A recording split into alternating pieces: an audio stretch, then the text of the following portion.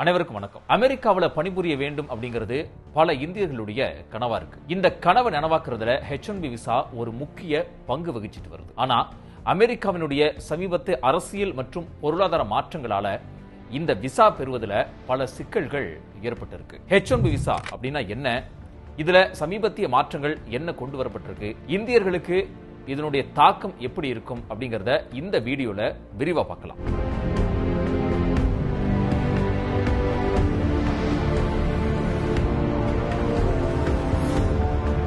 H1B visa அப்படிங்கிறது அமெரிக்காவில் உள்ள நிறுவனங்கள் அதிக திறமை வாய்ந்த வெளிநாட்டு ஊழியர்களை பணியமர்த்த அனுமதிக்கக்கூடிய ஒரு தற்காலிகமான விசா. அறிவியல், பொறியியல், மருத்துவம், கணினி தொழில்நுட்பம் போன்ற துறைகள்ல இளங்கலை அல்லது அதற்கு இணையான பட்டம் பெற்றவர்களுக்கு இந்த விசா வழங்கப்படுது. பொதுவா இந்த விசா 3 ஆண்டுகளுக்கு வழங்கப்படும். அதை மேலும் 3 ஆண்டுகளுக்கு நீட்டிக்கலாம். மொத்தமா 6 ஆண்டுகள் வரை அமெரிக்காவில் பணிபுரியலாம். இந்த விசாவே பலருக்கு அமெரிக்காவில் நிரந்தர வசிப்பிடத்திற்கான, அதாவது கிரீன் கார்டு அப்படின்னு சொல்லுவாங்க, அந்த கிரீன் கார்டு பெறுவதற்கு முதல் படியாக அமையுது அப்படின்னு தான் சொல்லணும். ஆனா இந்த நிலையில தான் ட்ரம்ப் சமீபத்தில் ஒரு அறிவிப்பை கொடுத்திருந்தாரு. அதாவது அமெரிக்க அதிபர் டொனால்ட் ட்ரம்ப் புதிய H1B விசாக்களுக்கான கட்டணத்தை $1,00,000, அதாவது இந்திய மதிப்புல சுமார் 88 லட்சமாக உயர்த்தி இருக்கிறார். இது தற்போது இருக்கக்கூடிய கட்டணத்தை விட பல மடங்கு அதிகம். அது மட்டும் இல்லாம H1B விசா வழங்குவதில் இத்தனை நாள் கடைபிடிக்கப்பட்டு வந்த லாட்டரி முறையிலுமே மாற்றங்களை செய்ய திட்டமிட்டு இருக்காரு. அதாவது தற்போது இருக்கக்கூடிய ரேண்டம் லாட்டரி முறைக்கு பதிலா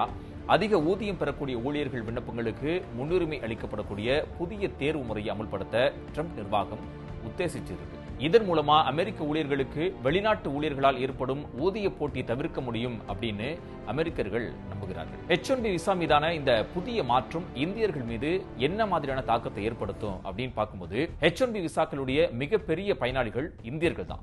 அக்டோபர் 2022 முதல் செப்டம்பர் 2023 வரை வழங்கப்பட்ட சுமார் 4 லட்சம் H1B விசாக்கள்ல 72% இந்தியர்களுக்கே கிடைச்சிருக்கு. அமெரிக்காவில் சுமார் 70% H1B விசா வச்சிருக்கக்கூடியவங்க இந்தியர்கள் அப்படின்னு புள்ளி விவரங்கள் தெரிவிக்குது. எனவே விசா கட்டண உயர்வு மற்றும் தேர்வுமுறை மாற்றங்கள் இந்தியர்களை நேரடியாகவும் பொருளாதார ரீதியாகவும் பல பாதிப்புகளை ஏற்படுத்தலாம். புதிய கட்டண உயர்வு அமெரிக்க நிறுவனங்களுக்கு அதிக நிதிச்சுமையை ஏற்படுத்தும்னு கணிக்கப்பட்டிருக்கு. இதனால அவர்கள் வெளிநாட்டு ஊழியர்களை பணியமர்த்த தயங்கலாம். அது மட்டும் இல்லாம ஊதிய அடிப்படையிலான தேர்வு முறை தொடக்க நிலையில உள்ள இளம் இந்தியர்களுக்கு அமெரிக்காவில் வேலை தேடுவதை இன்னும் கடினமாக்கும் அப்படின்னு சொல்லப்படுது. சரி, ஐடி துறையில, அதாவது தகவல் தொழில்நுட்ப துறையில இதனுடைய தாக்கம் எப்படி இருக்கும் அப்படின்னு பார்க்கும்போது இந்தியாவினுடைய ஐடி துறை அமெரிக்காவுடன் மிகவும் நெருங்கிய வர்த்தக உறவை கொண்டிருக்கு. இந்தியாவின் ஐடி சேவை துறை வருவாயில 60%க்கும் அதிகமானவை அமெரிக்காவிலிருந்து தான் வந்துட்டு இருக்கு. H1B விசா விதிமுறைகளில் ஏற்படக்கூடிய மாற்றங்கள் இந்திய ஐடி நிறுவனங்களான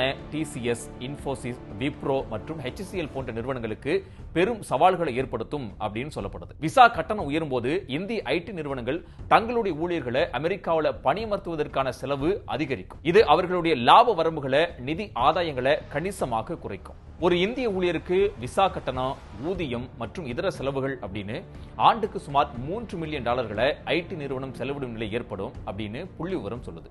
இதனால அவர்கள் இந்தியாவுக்கு திருப்பி அனுப்பப்படக்கூடிய அபாயமும் ஏற்பட்டிருக்கு. இது ஒருமுறை செலுத்த வேண்டிய கட்டணம் அப்படின்னாலும் அமெரிக்காவில் பணியிடங்கள் குறைவதால இந்திய நிறுவனங்கள் புதிய ஊழியர்களை அமெரிக்காவுக்கு அனுப்புவதை குறைக்கக்கூடும். இது இந்தியாவின் ஐடி ஊழியர்களுக்கான வெளிநாட்டு வேலை வாய்ப்புகளை பெரியதளவுல பாதிக்கக்கூடிய வாய்ப்பும் இருக்கு. இருந்தாலும் இந்திய ஐடி நிறுவனங்கள் ஏற்கனவே அமெரிக்காவில் உள்நாட்டிலேயே ஊழியர்களை பணியமர்த்துதல், சேவை வளங்களை மாற்றுதல், இது போன்ற உத்திகளை பயன்படுத்தி வந்துட்டு இருக்காங்க. இது ஒரு பெரிய சவாலா இருந்தாலும் முழுமையான பாதிப்பை ஏற்படுத்தும் அப்படின்னு சொல்ல முடியாதுன்னு பொருளாதார நிபுணர்களும் கணிச்சிருக்கிறாங்க. இந்தியா அமெரிக்க எதிர்கால குடியேற்ற முடிவுகள் இதன் மூலமா மாறுமா அப்படின்னு பார்க்கும்போது ட்ரம்பினுடைய முந்தைய ஆட்சியில் கொண்டு வரப்பட்ட விசா கட்டுப்பாடுகள் இந்தியாவுடனான உறவில் பதற்றத்தை ஏற்படுத்தி இருந்துச்சு. பிரதமர் மோடி தற்சார்பு இந்தியா என்ற முழக்கத்தை முன்னிறுத்தி உள்நாட்டு திறனை மேம்படுத்துவதன் அவசியத்தை ஒரு பக்கம் வலியுறுத்திக்கிட்டு வராரு.